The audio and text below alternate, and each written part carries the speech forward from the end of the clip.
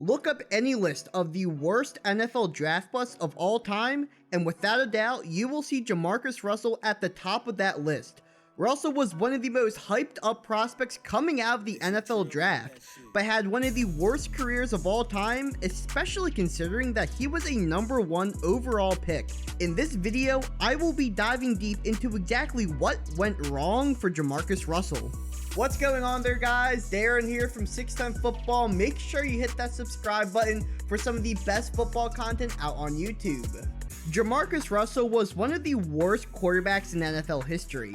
And it's not even like he was someone like Nathan Peterman or Ryan Fitzpatrick bad. Those dudes never had any expectations. JaMarcus Russell was a former number 1 overall pick who had fantastic careers as both a high school athlete and a college athlete. In high school in Alabama, Russell was an All-American honorable mention and holds the Alabama high school record for most passing yards in a career. Then when he went to college at LSU, Russell was lighting up the stat sheet.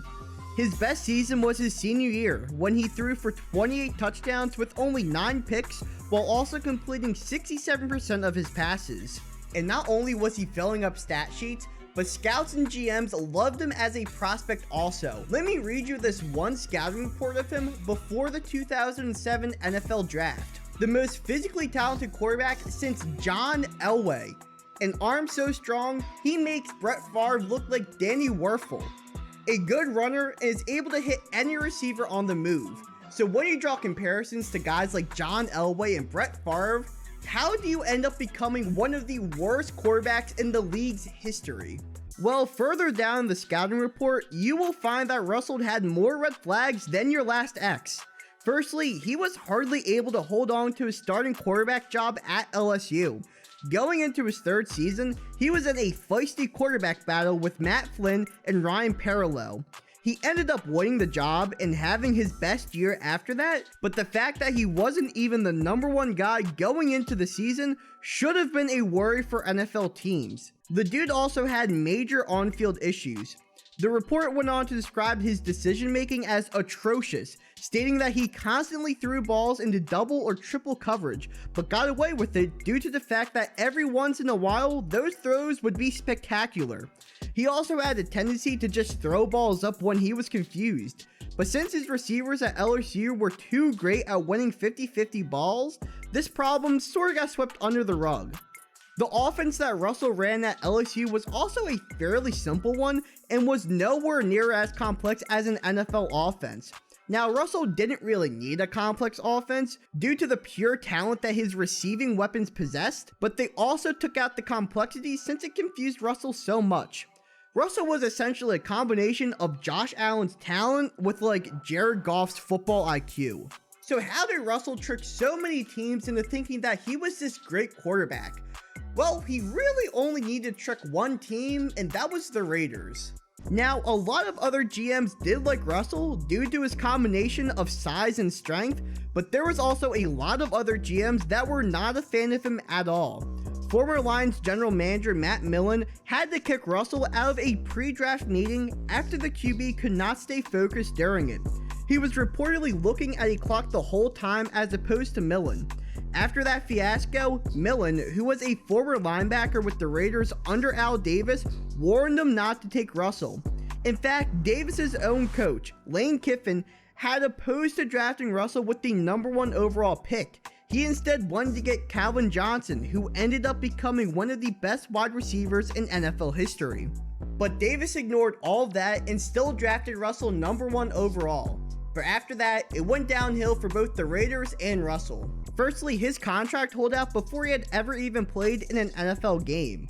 Following the draft, Russell would hold out from signing his rookie contract for the Raiders in hope of getting more money.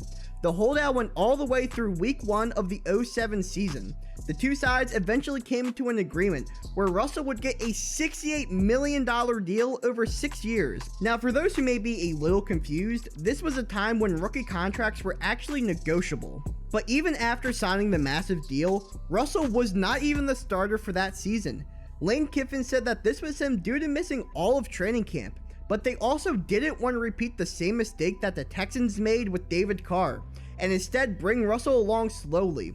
Russell only ended up playing a handful of snaps his rookie year and only started one game. He threw 2 touchdowns to 4 picks and did not look very impressive. Things actually did start to turn around for Russell in 2008. He had a couple of nice games in there, mainly the last 3 games of the season where he went 2-1, throwing for 6 touchdowns and only 2 interceptions. But there was still a lot of bad in there. His completion percentage was horrible and he did most of his work while behind in the score. 2009 was really a prove-it year for Russell. Lane Kiffin was no longer the head coach, and Russell now had a couple of years of NFL experience under his belt. If he could not perform like a #1 overall pick is supposed to perform, then it was going to be lights out after the 09 season. Spoiler alert, he did not get better. In fact, he arguably got worse. Russell's momentum from the end of the 2008 season was not able to carry over into 2009. After week 10, he got benched in favor of Bruce Gradkowski. Russell would get a chance to come back in after an injury to Gradkowski at the end of the game a couple of weeks later, but head coach Tom Cable decided to roll with Charlie Frye as a starter, essentially knocking Russell all the way down to number 3 on the depth chart. He would come back in relief for a couple of games, but in total for 2009, he played in 12 games, starting 9 of them, threw 276 passes, only 3 touchdowns, and 11 interceptions. He also completed less than half of his passes. He ended up finishing last in every stat category amongst qualified quarterbacks for that year. This would be the last year that he would ever play in the NFL. After this season, things started to go immensely downhill for Russell. He showed up to training camp incredibly overweight, even breaking the 300-pound threshold at one point. The nail in his coffin was eventually hammered after the team traded for former Washington quarterback Jason Campbell. And even though JaMarcus had a chance to compete for the starting job, the team released him a month later. He was then arrested in July of that year for possession of codeine without a legal prescription. After this, Russell knew he royally screwed up his chance to play in the NFL and tried everything possible to get a second chance. Later that year, Russell moved to Houston and started working out with former NBA head coach John Lucas, who Russ had also hired as his life coach. But Russell was not getting better. He had gotten a couple of workouts from Washington and Miami, but neither of them offered him a contract. And he still wasn't losing weight either. He weighed in at 291 pounds during his workout with Washington. His work ethic failed to improve also. In fact, of April of 2011, Lucas was so frustrated with Russell's lack of effort that he severed all ties with the QB and requested that he leave the Houston area. Dude, how lazy do you have to be for your life coach to ask you to leave the area you currently live in? In 2013, it started to seem like Russell would possibly make his way back to the NFL. He was working out with former NFL players in Marshall Faulk and Jeff Garcia, plus he had lost some weight, getting all the way down to 265 pounds.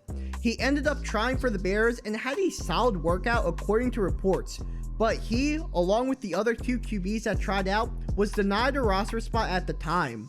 But later that season, the Bears went on to sign the other 2 QBs that tried out along with JaMarcus Russell. His desperation got so bad that at one point he wrote letters to all 32 NFL teams begging him for a roster spot, even offering to play a year for free, but not a single team responded. While all this is tragic for Russell, he really has no one to blame but himself. So that's it for today's video. Make sure you hit the like button and the subscribe button. It goes a long way towards supporting me in this channel, and I appreciate every single one of you guys. Also, make sure you check out all my other social media links listed down in the description below. I have an Instagram, a TikTok, and a Twitter. So thank you all for watching, and I hope you all have a fantastic day.